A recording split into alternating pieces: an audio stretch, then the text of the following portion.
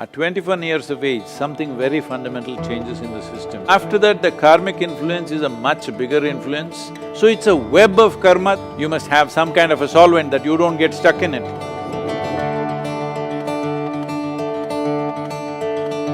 Well, the genetic memory has a certain level of significance till you're 21 years of age.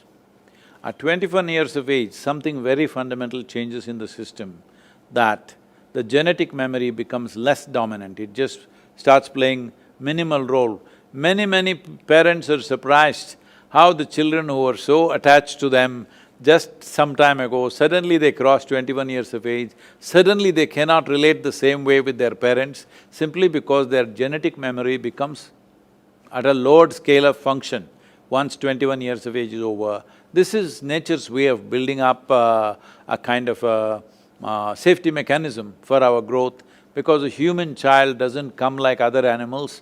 Other animals, 90% of what they should be is already fixed by their genetics. Only 10% of evolution in their lifetime, that too they can either exploit it or not. But with a human being, only 10% is fixed, 90% is left to individual human being.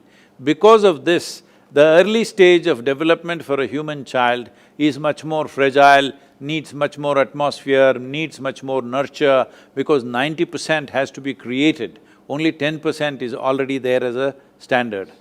So, by 21 years of age, your genetic influence would have come down significantly, unless you're very unnaturally attached to your parentage, either because they have too much wealth, or or because they're very dominant, or because you admire them too much, whatever. Otherwise, the genetic influence will come down naturally.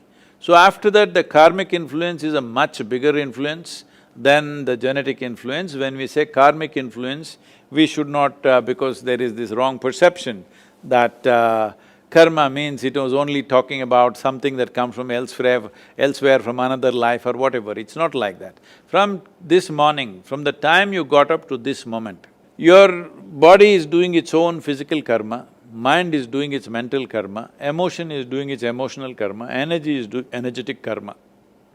Every moment, in wakefulness and sleep it's happening. But let us take into account only the wakefulness. From the moment you got up till now, how much of these four aspects of karma have you performed consciously? If you look at it, I don't want to ask you the question, I would normally ask, but with you are all doctors, I won't ask you the question, I will just say this, you please analyze this yourself. Not even 1%, way below 1% is what you're conscious of. Everything else is happening unconsciously. Or in other words, instead of using the unconscious word, which is a kind of a negative word, let's say you're happening automatically. You're happening automatically because of the karmic memory. You have so much memory that you don't have to really think. You don't have to think how to eat. See, when the first time as a child, eating was such a big thing, especially Indian food, it was falling all over you. But today, very efficiently you eat, but you don't think exactly how to hold the food, what to do, because this memory has been built up with your karma. Karma means action. These four dimensions of action are always building things up to make life easier for you, not to entangle you. So it's a web of karma that you create. But when you create a web, you must have a certain, you must have some kind of a solvent that you don't get stuck in it. Suppose you are a spider, you create a beautiful, spectacular web. It is for others to get stuck in it, some other insect. But if the spider itself gets entangled in it, that is a stupid spider.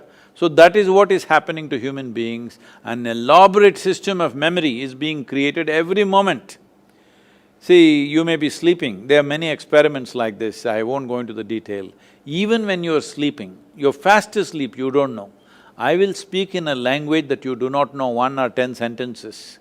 Actually, we can hypnotize you after many months or years, we can make you say those sentences in a language that you do not know, you perceived it at a time when you are fast asleep. It is possible to do that. So I am saying if you walk from this place to that place, there may be 25 different kinds of smells. You may not notice it consciously. Only if it's very acute, either it is very bad or very good, you may notice it, otherwise you don't notice it. But in the sensory system, all that is recorded. So without knowing why, without actually mentally or intellectually articulating it, you just don't like to go to certain places. Maybe it's the smell, maybe it's the vision, maybe it's the sounds, maybe it's just the energy there, whatever it is, your four dimensions of karma, physical, mental, emotional and energetic karma, is always building an elaborate and spectacular web for you. This web is not to trap you, this web is to make life automatic so that many things you don't have to think, just like that you can do it because it's in your karmic memory. But unfortunately, because people are getting so identified with many things that they do, and they start choosing what is good and what is bad. The moment you say this is good, you will develop certain affinity for it. The moment you say this is bad, you will develop certain aversion for it. Both in affinity and aversion, you will get stuck. Now you built an elaborate web and you got stuck in your own web. This is the fate of karma for most people. Karma is the most dynamic way to exist. It simply literally means you are the maker of your life. For you to be the maker of your life, without your neurological system functioning to your commands, you will never be the maker of your life. You will always be an accidental life. So if you move away from being an accidental life, the people who are experiencing unnecessary levels of anxiety and fear and things on a daily basis, a whole lot of medical professionals are going about saying, these are normal things, you're anxious, it's normal, even I am also anxious. This is not the way to make a human being. A human being is capable of being above this. We are considered as human beings. We did not use the word being for any other creature. We don't call an elephant being, a tiger being, an ant being or something like this. We only called humans as beings because you are capable of being. That means you are capable of conscious existence. That means you are capable of using every faculty that you have the way you want, not in reaction to what happens around you, but by conscious response.